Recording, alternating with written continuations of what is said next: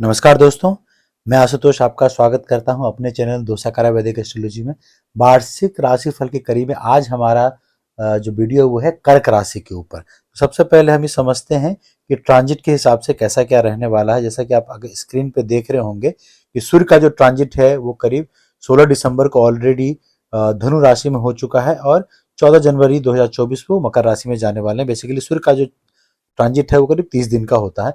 उसी हिसाब से मंगल का देखें तो मंगल 28 दिसंबर को ट्रांजिट होंगे, अगेन धनु राशि में जाएंगे और 45 डेज उसी राशि में रहेंगे, फिर अगली राशि में जाएंगे, धनु से आगे मकर में जाएंगे। अगर बात करते हैं मरकरी की, मरकरी ऑलरेडी दिसंबर 28 को जाने वाले हैं, आपके वृश्चिक राशि में जाएंगे, 21 दिन वहां रहेंगे, फिर वो आगे धनु राशि में चले जाएंगे। बृहस्पति आपके ऑलरेडी अप्रैल 2023 में उनका गोचर हो चुका है मेष राशि में, और वहां पे मेष राशि में मई 1 2024 तक रहने वाले हैं, और फिर मई 1 2024 को वृषभ राशि में चले जाएंगे, जहां वो करीब 12.5 महीने रहने वाले हैं। तो ये मान के चलिए कि साल के हाफ में वो मेष के राशि में रहेंगे और साल के अनदर हाफ में, उत्तरार्ध में आप कह लीजिए, वो वृषभ राशि में चले जाएंगे। आपको अगर ये देखना हो कि आपके कुंडली के हिसाब से वो कौन से घर में रहेंगे, तो आप ये देखिए कि अगर आपकी मिथुन राशि है तो बृहस्पति मेष राशि में होते हुए इस बार आपके कहीं ना कहीं 10वें घर में 10th हाउस में, यानी आपके जो कर्म का भाव है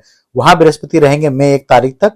उसके बाद जो है वो आपके 11th हाउस यानी इनकम का जो आपका घर है, बड़े भाई बहन का घर है, वहां वो चले जाएंगे। उसी हिसाब से अगर आप देखें नीचे बाकी ग्रह की बात करें तो शुक्र जो है वो दिसंबर 25 को आपके स्कॉर्पियो में प्रवेश करेंगे और फिर उसके ही 26 दिन बाद करीब वो आगे धनु राशि में चले जाएंगे। हम बात करते हैं शनि की, तो शनि देखिए जनवरी 17 यानी 2023 को ऑलरेडी वो कुंभ राशि में प्रवेश कर चुके हैं, जहां वो 2.5 साल रहने वाले हैं। तो कहने का मतलब है कि शनि थ्रू आउट इस ईयर जो है कुंभ राशि में रहेंगे। और आपकी कुंडली की बात की जाए तो शनि जो है वो आपके ये मान के चलिए कि 8th हाउस में आपके शनि है और यहाँ 2.5 साल करीब वो रहने वाले हैं। हम बात करते हैं राहु केतु की, तो राहु देखिए 30 अक्टूबर 2023 को मीन राशि में प्रवेश कर चुके हैं।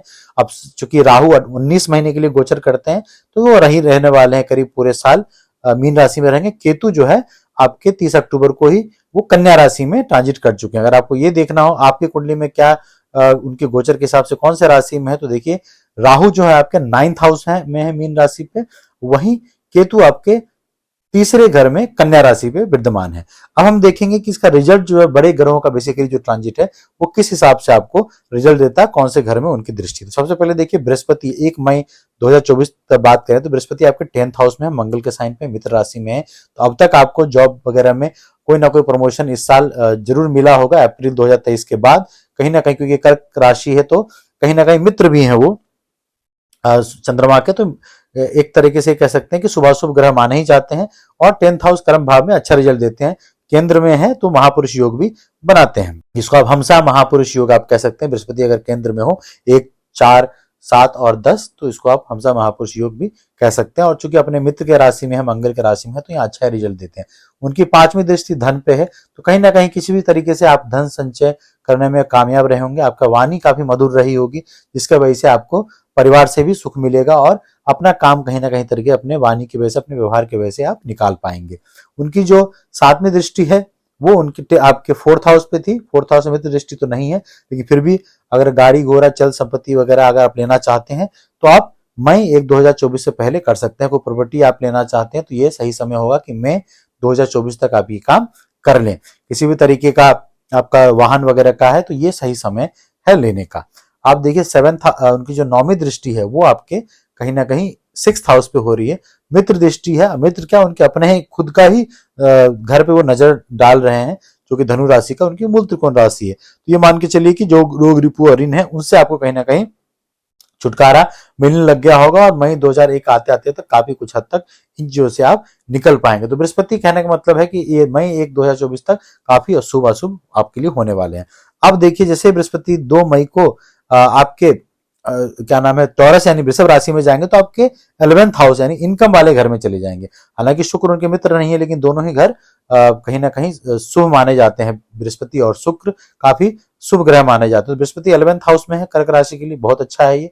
यहाँ से भी कहीं ना कहीं आपका इनकम का सोर्स हमेशा बना के रखेंगे। बृहस्पति चूंकि एक्सपेंशन के कारक है तो कोई बड़ा फायदा भी आपको यहाँ पे हो सकता है। अब देखिए बृहस्पति की पंचम दृष्टि कहाँ चलेगी, अगेन तीसरे घर पे है जहां पे ऑलरेडी केतु बैठे रहेंगे। तो ये आप चलिए आपको कहीं ना कहीं नेम एंड फेम में कोई ना कोई समस्या आ सकती है, कोई ना कोई आप पे लांछन लग सकता है, कोई ना कोई आप पे इल्जाम लग सकता है जो काम आपने ना किया हो। कुछ हद तक आप भी अपने व्यक्तित्व को लेकर उतने चिंतित नहीं रहेंगे, क्योंकि देखिए केतु क्या है, विच्छेदात्मक ग्रह है।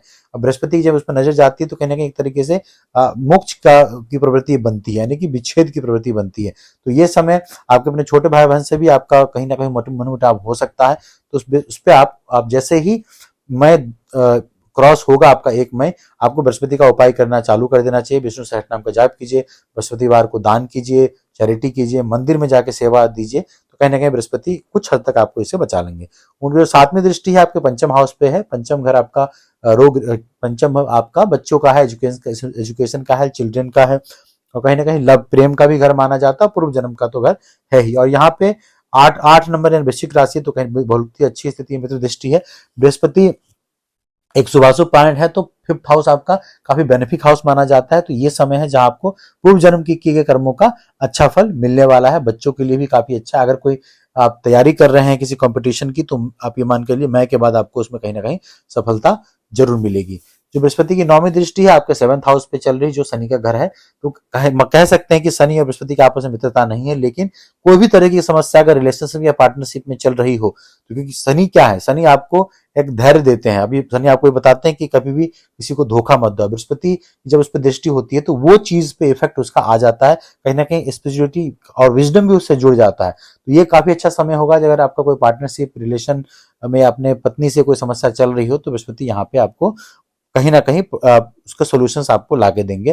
पंचम में जो उनकी दृष्टि थी, तो प्रेम अगर आप हैं और विवाह करना चाहते हैं तो ये सही समय होने वाला है। खास करके मई के बाद आप अपने शादी की भी इच्छा रख सकते हैं और वो आपका पूरा भी हो जाएगा।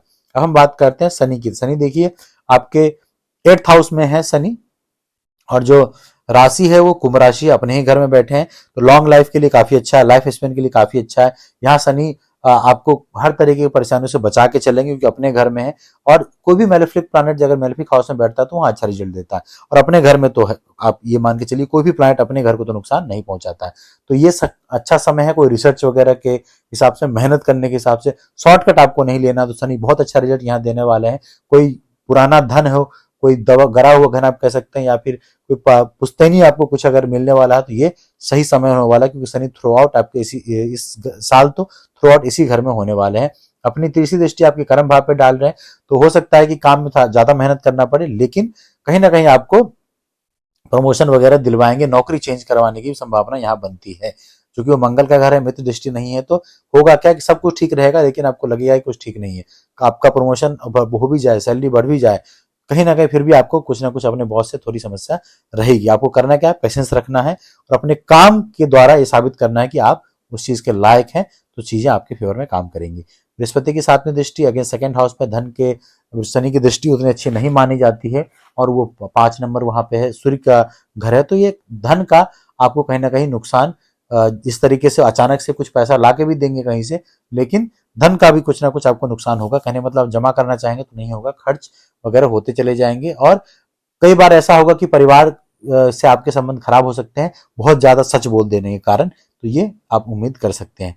उनकी 10वीं दृष्टि 5th हाउस में है, तो समझिए कि कर्म आपके अगर कुछ पूरे पूर्वजन्म के बुरे कर्म होंगे तो इसका फल आपको 100% मिलेगा। जिस तरीके से बृहस्पति की दृष्टि अच्छे कर्मों का फल है, तो शनि की दृष्टि से बुरे कर्मों का भी फल आपको मिलने वाला है। बच्चे थोड़े जिद्दी रहेंगे इस समय, आपको पढ़ाई में उनका मन नहीं लगेगा, लेकिन आपको पेशेंस से काम लेना, अगेन मैच्योरिटी दिखाते हुए उस चीज को हैंडल करना है। अब देखिए हम राहु पे आ गए, तो राहु देखिए आपके 9th हाउस में है ना। तो राहु 9th हाउस में तो भाग का थोड़ा नुकसान करते हैं। वैसे ही मीन राशि पे है, मीन राशि जल तत्व की राशि है, तो मेंटल प्लेन पे काफी ज्यादा काम करते हैं, और राहु जो भ्रम की स्थिति बनाते हैं। ये समय पिता के हेल्थ के लिए भी कहीं ना कहीं अच्छा नहीं है। अभी आपको राहु का भी उपाय करना चाहिए। आप काल भैरव के स्त्रोत का जाप कर सकते हैं, राहु की चीजों का दान कीजिए, है ना। और ओम भ्राम भ्रीम भ्रोम सा राहवे नमः का भी आप 108 बार जाप आपको करना चाहिए। किसी भी शनिवार को शुक्ल पक्ष में आप इसको स्टार्ट कर सकते हैं। केतु आपके 3rd हाउस में, जैसे मैंने बताया था कि बृहस्पति की जब उस पर दृष्टि रहेगी 11th हाउस से 5वीं दृष्टि, तो कहीं ना कहीं नेम आपके नाम पे कोई ना कोई परेशानी हो सकती है, कोई लांछन आप पे लग सकता है जो आपने किया ही ना हो, इस तरह की चीजें हो सकती है, छोटे भाई बहन से आपका मनमुटाव हो सकता है। तो केतु ये करने वाले हैं, तो आपको बच के रहना है, किसी भी तरीके से कोई इलीगल काम नहीं करना है, कोई भी ब्राइबिंग नहीं करनी है, कहीं से पैसा चोरी चकारी नहीं करनी है, नहीं तो केतु यहाँ पे आपको इंस्टेंट कर्मा रिजल्ट देने वाले हैं। अब हम थोड़ा सा पॉइंट वाइज चलते हैं कि बाकी चीजों पे क्या इसका असर होने वाला है। सबसे पहले हम प्रेम की बात करें तो पॉइंट वाइज समझे, ये जो वर्ष है आपका बुध और शुक्र के दोनों के मिलने की वजह से प्रेम में एक नई ऊर्जा कहीं ना कहीं बढ़ने वाली है। रोमांस भरे माहौल में आप अपने परिजनों के बीच में, आपके परिजनों के बीच में कहीं ना कहीं एक कह सकते हैं कि अच्छा माहौल परिवार में पैदा होने वाला है। रोमांस के दृष्टिकोण से भी ये समय अच्छा रहेगा। फरवरी से अगस्त के बीच में थोड़ा तनावपूर्ण रह सकता है, लेकिन इसलिए आपको सतर्क रहना है, कभी भी मिसअंडरस्टैंडिंग पैदा नहीं होने देना है। दोस्तों से ज्यादा आपको हक नहीं देना है कि आपके रिलेशन के बीच में पड़े, खास करके प्रेम का जो आपका रिलेशन है उसमें बाकी लोगों को, तीसरे पार्टी को, थर्ड पार्टी को इन्वॉल्व नहीं होने देना है, वरना चीजें खराब होती चली जाएंगी।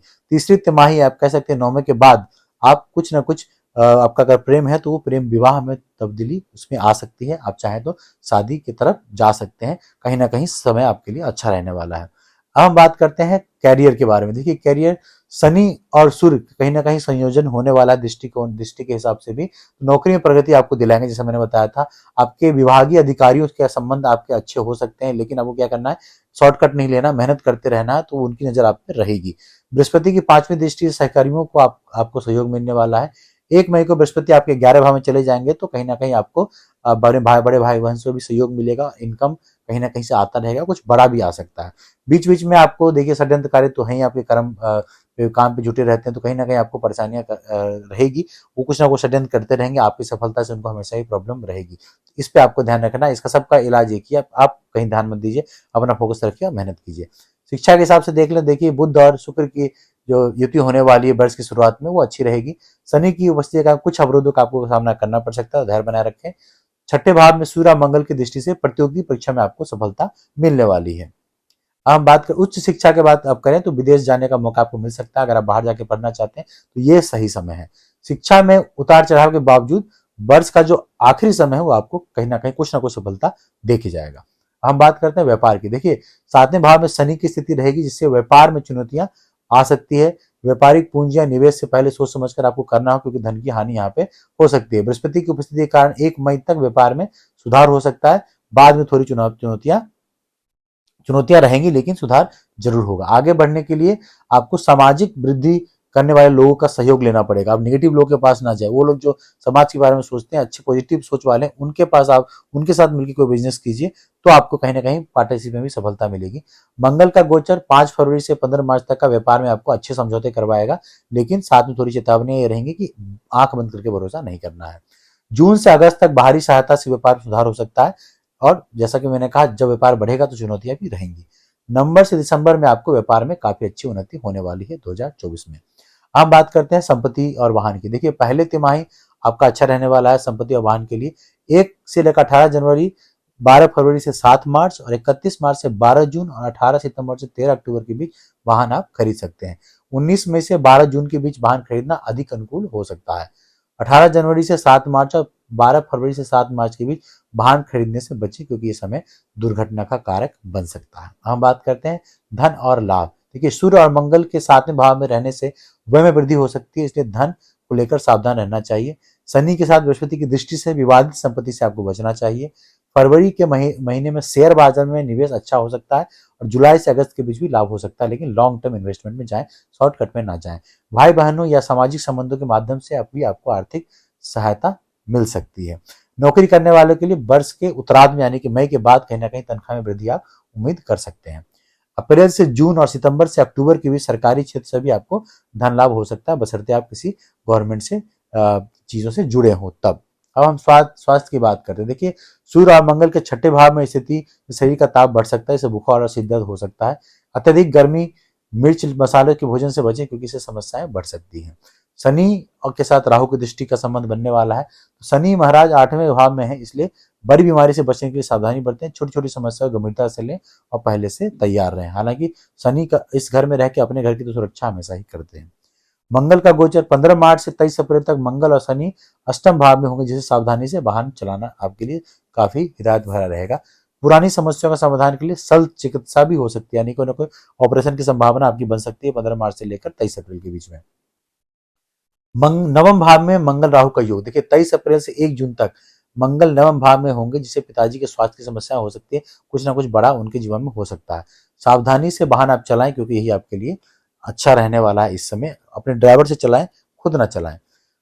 12 जुलाई के बाद स्वास्थ्य में आपका सुधार कुछ आ सकता है। नवंबर और दिसंबर के बीच में आपको स्वास्थ्य लाभ जरूर होगा, लेकिन छोटी छोटी समस्याएं तो जीवन में बनी ही रहती है। तो कहने का मतलब है कि जो मैंने गोचर का लिस्ट आपको दिया था, उसके हिसाब से देखिए कि कौन से महीने में आपके मंगल और सूर्य जो है छठे भाव में होने वाले हैं, कौन से में आठवें भाव में होने वाले हैं। उसके हिसाब से मेरे प्रिडिक्शन को आप मैच कीजिए, तो आपको लगेगा कि ये चीजें मैच कर रही हैं, और आप उसका उपाय करते रहिए, आपको जरूर फायदा मिलेगा। अगर आपको अच्छा लगा हो तो लाइक कीजिए, शेयर कीजिए, सब्सक्राइब कीजिए, और कमेंट में हर हर महादेव लिखना ना भूलिए। बहुत बहुत धन्यवाद।